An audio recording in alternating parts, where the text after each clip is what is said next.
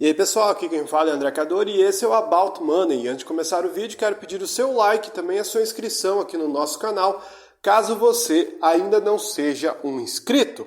E nesse vídeo eu vou trazer mais uma vez trechos de grandes investidores. Vocês estão acostumados com Luiz Alves, Lírio Parisotto e Luiz Barsi.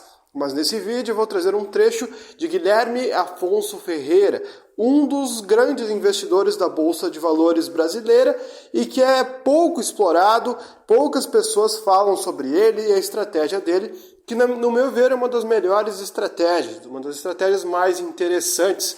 E o assunto que eu vou trazer nesse vídeo, analisando esse trecho, é sobre diversificação. Como é que você divide o seu portfólio de ações? Muitos investidores, a maioria dos investidores, tendem a pregar que você deve ter uma boa diversificação e não colocar todos os ovos na mesma cesta, pois dessa forma você consegue diminuir o risco com relação ao seu portfólio. Isso faz sentido e realmente a diversificação tem que existir. Porém, Guilherme Afonso Ferreira defende que quanto mais diversificação é porque menos você sabe sobre seus investimentos. Segundo ele, o próprio Warren Buffett diz que é um sinal de fraqueza. Ou seja, é um sinal de que você não tem tanto conhecimento, tanta segurança e nem o mínimo de convicção nos seus investimentos. É por isso que Guilherme Afonso Ferreira, mesmo hoje cedendo às pressões da equipe, e diversificando, ele continua acreditando que um portfólio não deve ter muitas ações. E atualmente ele não tem mais de 20% em nenhuma empresa. Se passar de 20%, ele começa a vender. Só que antigamente ele tinha uma visão muito mais radical quanto a isso. Ele era muito mais a favor de se ter 2 ou 3 empresas na carteira, ou seja, uma concentração total nos ativos. Porque, segundo ele, um investidor tem que ter convicção e acreditar na tese dele. Então, ele, diferente da maioria dos investidores que diversifica muito e escolhe muito rápido quais ações colocar na carteira ou copia investimentos de outras pessoas, ele prefere fazer uma análise profunda de cada investimento, de cada empresa. Então, segundo ele leva até de 3 a 6 meses só para analisar qual empresa ele vai entrar. Às vezes pode até levar 1 ano.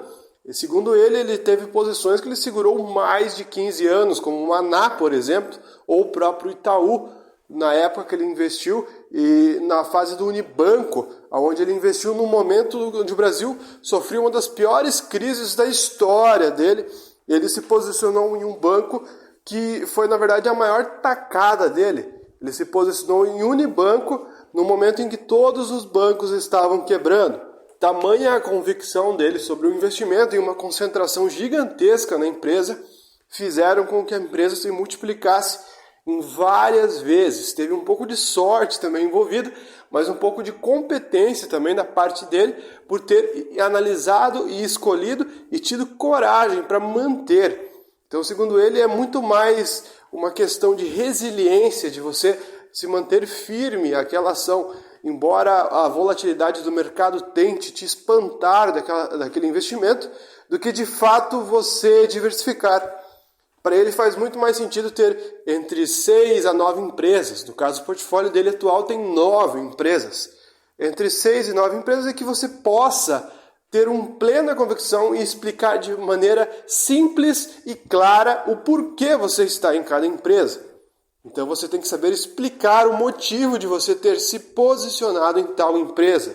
Segundo ele, os motivos dele são muito claros em estar posicionado nas empresas que ele tem. Lembrando que nesse vídeo também não vou trazer nenhum tipo de recomendação de compra ou de venda de ativos. Mas eu já trouxe algumas vezes aqui o portfólio dele. Ele tem empresas muito interessantes na carteira dele. A maior posição, se não me engano, é a Raizen, onde ele sabe explicar perfeitamente o motivo de estar posicionado nela. E em outras empresas também que ele tem na carteira, como o Rumo, que ele tem uma posição bem grande. Ele também tem posições grandes em outras empresas, 3R, enfim, outras diversas empresas muito grandes e muito famosas no Brasil, além também de fazer parte do conselho de boa parte dessas empresas. Então ele é um investidor ativista, ele está perto das empresas e tomando decisões a favor das empresas nas quais eles são sócios. Então, ele é um investidor muito presente e o conhecimento dele certamente é muito maior do que a média do mercado com relação às empresas que ele tem na carteira.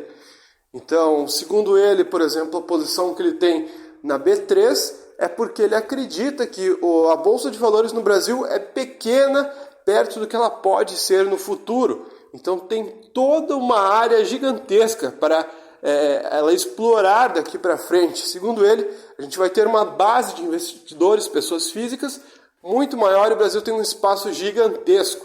Porque, segundo ele, lá nos Estados Unidos é muito fácil encontrar empresas, pessoas tendo posições em empresas. É normal ser acionista de empresa. Já aqui no Brasil, quando a gente fala do assunto, ainda muita gente tem ignorância e falta de conhecimento sobre investimento em ações. Segundo ele, o Brasil vai ter uma base acionária muito mais forte daqui nos próximos anos. Então só está começando para ele. Segundo ele, o único medo dele é surgir algum concorrente para a empresa. Quem sabe seja até isso que faça o preço da empresa da B3 não subir mais tanto. A Rumo, por exemplo, é porque ele acredita que a malha ferroviária no Brasil, se ele quiser se desenvolver, tem que expandir. Enfim, são explicações muito simples e muito objetivas com relação ao motivo de ele estar em cada uma das empresas do seu portfólio. Para ele isso é importantíssimo, você saber o porquê você está em cada empresa e uma visão de longo prazo. Ou seja, para ele, daqui a vários e vários anos, se você ficar posicionado nessas empresas com essas convicções de longo prazo, você vai captar lucros. Então não importa se no mês está caindo a sua carteira, se nos 6 meses está uma desgraça, o que importa é o que vai acontecer daqui para frente, no longo dos vários anos e como você vai captar todos esses ganhos. Fiquem com o corte onde ele explica melhor sobre isso de diversificação. Quando a gente conversou lá em 2016, na época eu estava no Informante, a gente fez a entrevista lá para Fora da Curva, e aí você falou sobre concentração de carteira, que você falou, não, se eu pudesse eu teria no máximo 3 ações, né, que eu não gosto muito de diversificar. Quando você fala que a maior posição é Rumo, qual que é o tamanho delas aí dentro da carteira? A gente ficou meio careta hoje em dia, então acha que 20% é o máximo. Se chegar a 20%, a gente começa a vender. Então, a gente adotou esse princípio e hoje em dia nós não temos 3 como eu gostaria, temos 9 posições. Uhum. Então, de uma certa maneira, eu vou cedendo, ou talvez aprendendo um pouco. Mas você é do time que diversificação é tudo? Não, pelo visto. Mas também não tem um risco aí de concentrar demais? Como é que você lida com isso? Então, mas é que o Warren Buffett diz, se você tivesse certeza que a sua tese é boa, é só uma questão de resiliência, porque vai dar certo. Então você não precisa se preocupar. Precisa diversificar porque aquela sua vai dar certo, só que você não tem certeza absoluta. Então daí o porquê. Normalmente a diversificação é um sinal de fraqueza. É a não certeza que eu tenho sobre as minhas posições. É isso que eu diversifico. Então, eu estou presumindo que você demore bastante para fazer um investimento. Nossa, porque para ter certeza de que uma tese vai funcionar, como é que é o processo? Quanto tempo demora? Até decidir, alguns meses. Alguns meses, não chega a 1 ano, mas alguns meses, às vezes 3 meses, 6 meses, conforme o caso. E a permanência, a permanência dificilmente será menos de 2 anos, de 5 anos. Dificilmente. O Unibanco foi mais de 20. 30 anos, tá certo? Então, Maná, que eu acho que foi um caso razoavelmente curto, 15 anos.